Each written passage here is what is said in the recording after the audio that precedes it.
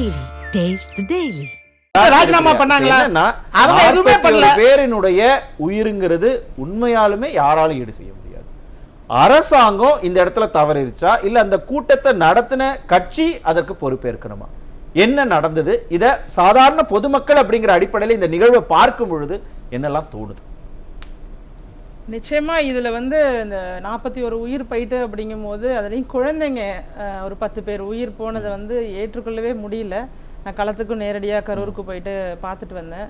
இதில் யார் பொறுப்பேற்கிறது அப்படிங்கிற இடத்தை நோக்கி நம்ம நகர்ந்தோம்னா இதில் ஒரு அடிப்படையாக ஒரு கூட்டம் எந்த இடத்துல கூடினாலும் அதை கட்டுப்பாட்டுக்குள்ளே வைக்கணும் அப்படிங்கிறது ஒரு அரசோட கடமை தான். அதற்கு சரியான விதத்தில் செயல்படணும் அப்படிங்கிறது ஒரு கவர்மெண்ட்டோட முக்கியமான ஒரு விஷயமா தான் நான் பார்க்குறேன்.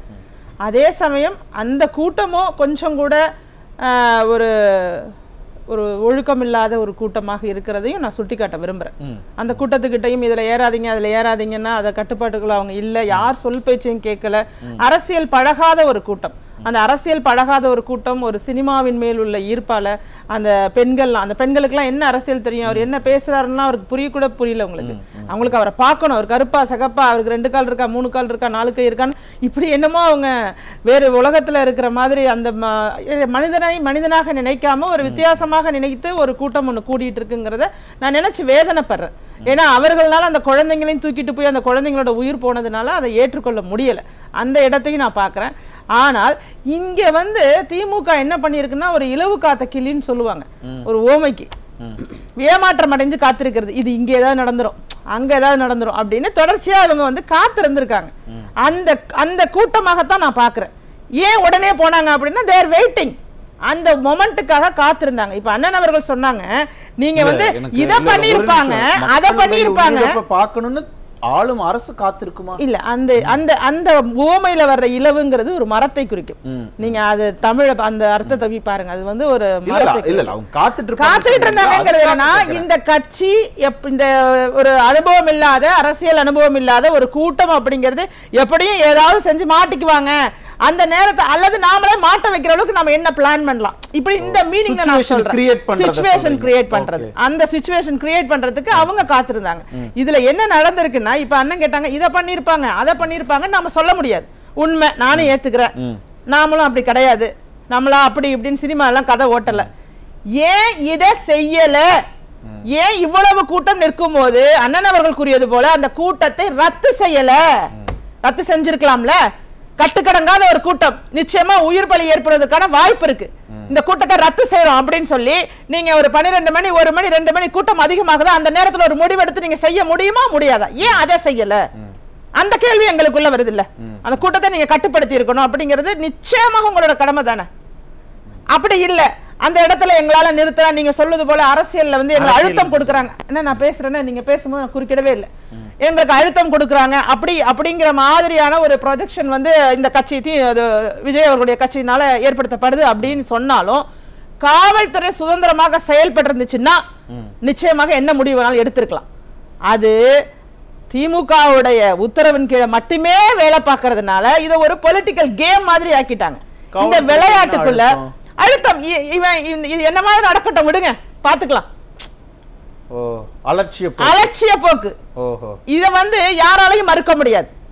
நான் வந்து இதை நடத்தினாங்கன்னு நான் சொல்ல வரல. அந்த அலட்சியத்தால என்ன வேணாலும் நடந்துட்டு போகட்டும் நடக்கட்டும்ங்கிற ஒரு அலட்சிய போக்கு அல்லது அததான் விரும்புறோங்கிற மாதிரி ஒரு மனப்பான்மையில இருந்ததுனாலதான் அந்த கூட்டத்தை கலைக்கல. நிச்சயமா அதாவது நாமக்கல்லே நிறைய பேர் வந்து கவர்மெண்ட்டுக்கு தான் மேடம் நெகட்டிவா போயிரும், அதையெல்லாம் யோசிக்க மாட்டாங்களா? இல்ல, அவர்களை பொறுத்த வரைக்கும் அந்த பின அரசியல் அப்படிங்கிற இடத்துக்குள்ள வந்துருவாங்க. அவங்க நீங்க சொன்ன மாதிரி எல்லாம் ஆழ்ந்து டக்கு டக்கு டக்குன்னு எல்லாருமே வராங்கல்ல, இருந்து வருவாங்க அங்க இருந்து வருவாங்க. இவர் நைட்டே எனக்கு தூக்கம் வரலன்னு 3 மணிக்கு 1 மணிக்கு நடுவிரவுல எல்லாம் வந்துருவாரு. இந்த விஷயத்துல வந்து திமுகவை யாருமே தட்டிக்கொள்ள முடியாது. இந்த அரசியலை வந்து சென்சிட்டிவா மூவ் பண்ணணும் அப்படிங்கிற இடத்துக்கு அவங்க நகர தொடங்கிட்டாங்க. சென்சிட்டிவா மக்கள் மத்தியில வந்து இவங்க விஜய் அவர்கள் கட்சி மேல ஒரு வெறுப்பை உருவாக்கணும், நம்ம உடனே போயிட்டோம் அப்படிங்கும்போது நம்மளோட ஸ்கோர் அதிகமானோம், இது இவர்களுக்கு இடையேயான ஒரு பொலிட்டிக்கல் ஸ்கோர், யார் மைலேஜ் கூட வாங்குறது அப்படிங்கிறதுக்கு அப்பாவியான மக்களை பழி வாங்கிட்டாங்க. இதுதான் எங்களை போன்றவரோட வேதனை. நீங்க கேட்டீங்க பொதுமக்கள்ல ஒருத்தரா, அந்த பாதிக்கப்பட்ட குடும்பத்துல ஒரு நபரை நான் சொல்றேன். ஏன்னா அந்த பிணவரையில இருந்து குழந்தைகள் வரும்போது அதை பார்த்துக்கிட்டு உண்மையாகவே எந்த தாயாலையும் அந்த இடத்துல நிக்க கூட முடியலங்க. அவ்வளவு கொடுமையான ஒரு நிகழ்வு. அந்த நிகழ்வை வந்து இன்னும் ஒரு வாரமோ ஒரு மாதமோ என் மனசை விட்டு அதை நீங்கிறதுக்கே ஆகும் போல இருக்கு. அந்த அளவுக்கு அது வந்து என்ன இது பண்ணிருக்கு, மிகவும் துன்பப்படுத்தி இருக்கு. அப்படி இருக்கும்போது இந்த இடமெல்லாம் இவங்க 2 பேருக்குள்ள உள்ள ஒரு இடத்துல இந்த மாதிரி நடந்திருக்கு அப்படிங்கறத என்னோட பார்வை. ஏன்னா இந்த தரப்புல இருந்து இவங்க ஏன் இப்படி நடத்தல, ஏன் இங்க கேடர் சொல்லுங்க இல்ல, அண்ணன் அவர்கள் சொன்னது போல நிர்வாகிகள் பொறுப்பா இல்ல. நான் என்ன சொல்றேன், ஒரு தன்னார்வலர்களையே போட்டு இவ்வளவு இளைஞர்கள் இருக்காங்க, நீங்க பெரிய பெருமை பண்ணிக்கிறீங்களே, ஒரு தன்னார்வலர் போட்டு இங்க பெண்கள் நிக்கணும், இந்த இடத்துல இவ்வளவு கூட்டம் தான் இருக்கணும், அவர்களும் முயற்சி எடுத்திருக்கலாம்.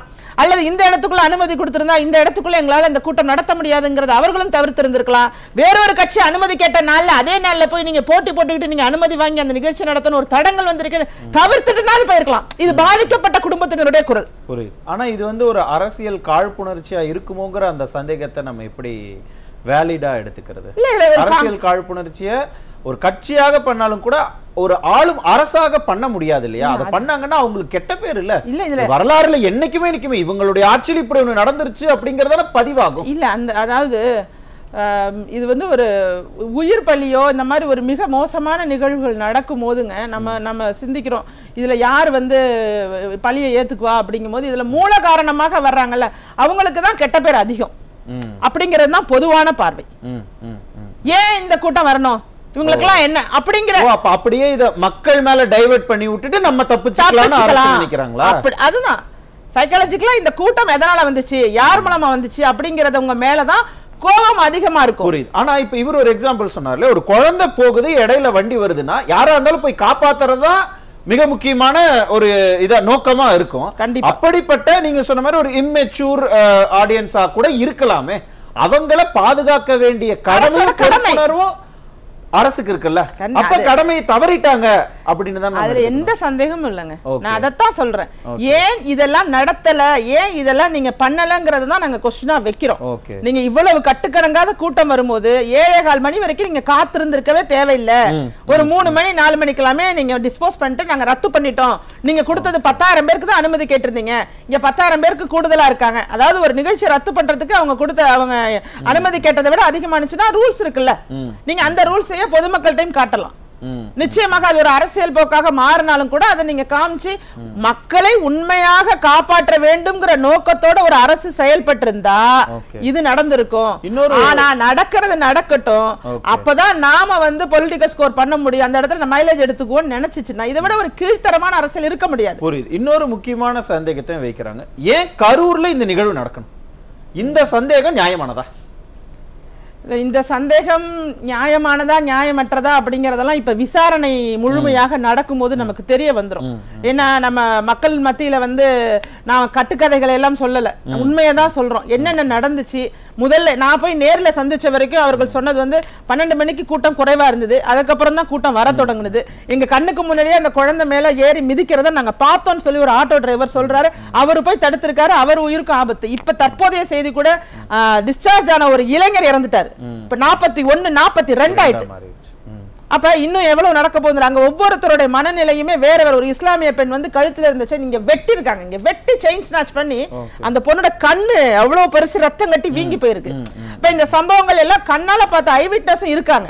அப்படிங்கும் போது நாம சொல்ல வேண்டாம், இன்னும் வெகு சில தினங்கள்ல உண்மையான விசாரணை நடந்தா வரும். அப்படி இல்லைன்னா கண்டிப்பாக சிபிஐ விசாரணைக்கு செல்ல வேண்டும் அப்படிங்கிறது எதிர்கட்சி தலைவர் அவர்களும் அதுலதான் வலுவா இருப்பாங்க. ஏன்னா மக்களை பாதுகாக்க வேண்டும், மக்களை பாதுகாக்க வேண்டும்ங்கிற இடத்துல இல்ல நான் சொல்றேன், மக்களை பாதுகாக்க வேண்டும்ங்கிற இடத்துல மிக தெளிவாக நின்னு இன்னைக்கு மக்கள் பக்கம் இருக்கிற எதிர்கட்சி தலைவர் அவர்கள் எந்த பக்கமும், அதாவது அரசியல் பேசுற இடமாக அதை கருதாம மக்களுக்கான குரலாக பதிய வச்சிருக்காரு.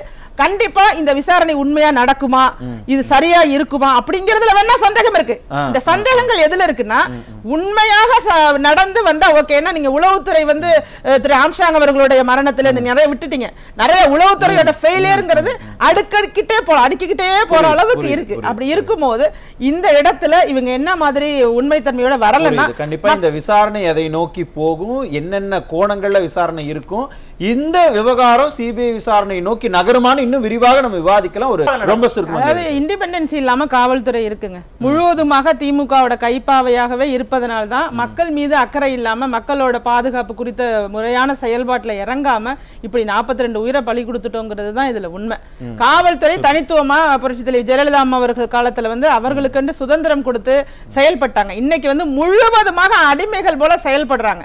இத வந்து அவங்க பொலிட்டிக்கல் பிரஷர் கொடுக்கும் போது இந்த பக்கம் பொலிட்டிக்கல் பிரஷர் போலீஸ்க்கு கொடுத்துடுறாங்க, இந்த பக்கம் கூட்டத்தை காண்பிக்கணுங்கிற இங்க எதுவுமே அறியாத ஒரு கூட்டம் ஒண்ணு, இந்த கரூர்ல கூட்டத்தை காட்டணுங்கிற ஒரு எண்ணம், கூட்டம் வரட்டும் அந்த ஒரு எண்ணம், இது எல்லாமே வந்து முழுவதுமாக பொதுமக்களை பாதிக்குது அப்படிங்கறத கடைசியா நம்ம ஃபீல் பண்ணிட்டோம். இதை விட கொடுமை நடக்க முடியாது, இனிமேல் நடக்க கூடாது அப்படிங்கிறதுக்கு என்ன நடக்கணுமோ சிபிஐ விசாரணைக்கு போகணும். அதுதான் எல்லாருடைய கோரிக்கை. நம்மளுடைய நிகழ்ச்சியினுடைய மிக முக்கியமான நோக்கமும் அதுதான். இது மாதிரியான ஒரு நிகழ்வு நடக்க கூடாது, அப்ப அதுக்காக ஒரு ஷோவும் பண்ணக்கூடாது அப்படிங்கிற நோக்கத்தோட நான் நிகழ்ச்சி நிறைவு செய்றேன்.